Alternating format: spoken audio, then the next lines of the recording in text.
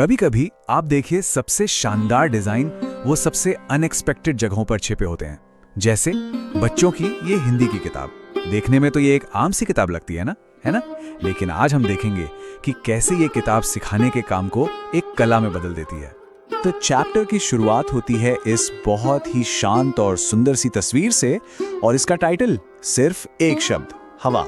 है ना सिंपल, पर इसी सादगी में बहुत बड़ी बात छिपी है। यही तस्वीर हमें आगे आने वाली चीजों के लिए तैयार कर रही है।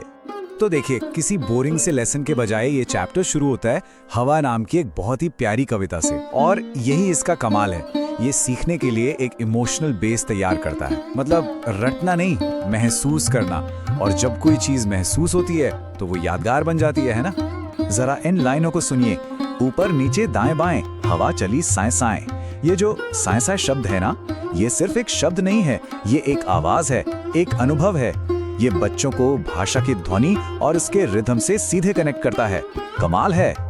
और देखिए, इसका जो इंग्लिश ट्रांसलेशन है उसमें भी उसी एहसास को, उसी आवाज को पकड़ने की कोशिश की गई है। वही आवाज जो कहानी में जान डालती है।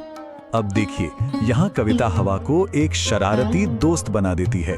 वो मुन्नी नाम की एक लड़की के साथ खेल रही है, उसे छेड़ रही है। इससे होता क्या है, हवा जो एक एब्स्ट्रैक्ट कॉन्सेप्ट है, वो बच्चों के लिए एकदम रियल और रिलेटेबल बन जाती है। वो उसे महसूस कर पाते हैं। तो ये जो एक लड़की और एक ना दिखने वाली ताकत के बीच का खेल है, यही तो सीखने को एक इमोशनल जर्नी बना देता है। बात सिर्फ शब्द याद रखने की नहीं रह जाती, बात उन्हें महसूस करने की हो जाती है। ठीक है, ये एक बहुत प्यारी कविता है, लेकिन असली जादू, असली जीनियस तो इसके बाद आता है। सवाल यह है कि एक एहसास को, एक फीलिंग को एक लेसन में कैसे बदला जाता है। चलिए देखते हैं। तो पहला स्टेप क्या है?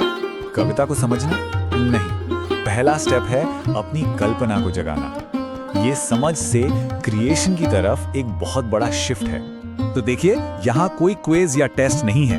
किताब बच्चों से पूछती है, मान लीजिए मुन्नी ने गुब्बारे दे दिए, तो अब क्या करेंगे? सोचो, चित्र बनाओ और कुछ शब्द लिखो। ये ब्रिलियंट है। ये एक्टिव लर्निंग को बढ़ावा देता है और बच्चों को कहानी का हिस्सा बना देता है।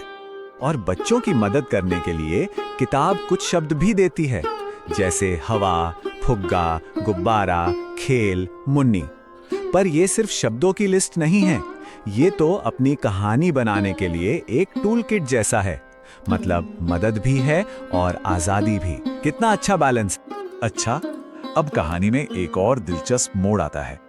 अभी तक हम कल्पना की अंदरूनी दुनिया में थे, है ना? अब हम वहां से निकलकर बाहर की दुनिया, यानी ऑब्जर्वेशन की दुनिया में जा रहे हैं। अब फोकस इस तस्वीर पर है।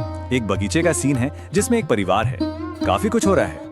ये सिर्फ एक सुंदर तस्वीर नहीं है दोस्तों, ये तो ऑब्जर्वेशन स्किल्स की प्रैक्टिस करने के लिए एक लैब है। और काम क्या है? बहुत सीधा साधा, बस तस्वीर को देखकर ये पहचानना है कि मुन्नी के दाएं, बाएं, सामने और पीछे क्या क्या है। ये एक्सरसाइज स्पेशियल अवेयरनेस, मतलब दिशाओं की समझ को बहुत ही प्रैक्टिकल तरीके से सिखाती है। और इस काम को करने के लिए ये सिंपल सी टेबल दी गई है। इससे बच्चे जो भी देखते हैं उसे ऑर्गेनाइज करना सीखते हैं। मतलब एक बिजी सीन को एक स्ट्रक्चर्ड एक्सरसाइज में बदल दिया गया है। यही तो है क्रिटिकल थिंकिंग की शुरुआत। और अब सबसे मजेदार हिस्सा, लर्निंग की जो आखिरी परत है, वो एक पहेली के रूप में सामने आती है। और इस पहेली में बड़े चालाकी से एक बहुत जरूरी स्किल छुपाई गई है। चैलेंज एकदम सीधा है। एक घोड़ा है और उसे जंगल तक पहुंचाना है। एक साफ स्टार्टिंग पॉइंट और एक साफ एंड पॉइंट। सिंपल। और गेम का रूल, वो तो और भी सिंपल है। घोड़ा सिर्फ उन्हीं रास्तों पर चल सकता है जिन पर हिंदी का अक्षर ओ लिखा है, बाकी सारे रास्ते बंद हैं। बहुत ही सीधा काम है, पर यही तो इसकी सबसे बड़ी ताकत है।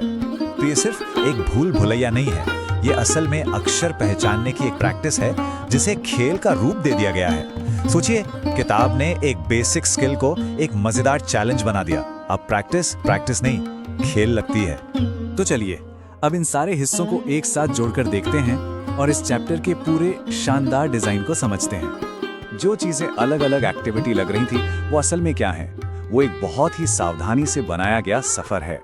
ये सफर शुरू होता है कला और भावना से, फिर जाता है पर्सनल क्रिएशन की तरफ, वहां से ऑब्जर्वेशन पर, और आखिर में एक खेल के जरिए स्किल बिल्डिंग पर खत्म होता है। और सबसे जरूरी बात यह है कि हर स्टेप, अपने पिछले स्टेप पर लॉजिकली बना है, सब कुछ जुड़ा हुआ है। इसी वजह से सीखने का अनुभव इतना स्मूथ और इफेक्टिव बन जाता है। तो ये किताब हमें एक बहुत पावरफुल सवाल के साथ छोड़ जाती है। क्या ऐसा हो सकता है कि सिखाने के सबसे अच्छे तरीके